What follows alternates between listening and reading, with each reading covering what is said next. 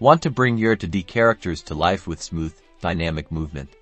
We're diving into Adobe Animate to turn static PNGs into a posable, animatable puppet in just a minute and a half. First, import your character's PNG assets into Adobe Animate. Make sure each body part, the head, torso, arms, and legs, is a separate image. Now, for each PNG, convert it into a symbol, preferably a graphic symbol, to make it reusable throughout your project. Next, grab the bone tool, and starting from the torso, click and drag to create bones within each body part. Connect the bones logically to form a skeleton for your character. Fine-tune the joint positions to match your character's anatomy. This is crucial for natural-looking movements. Think about where your character's elbows and knees actually bend. Now, test your rig. By moving the bones, you can pose your character with ease. This is the foundation of your animation workflow.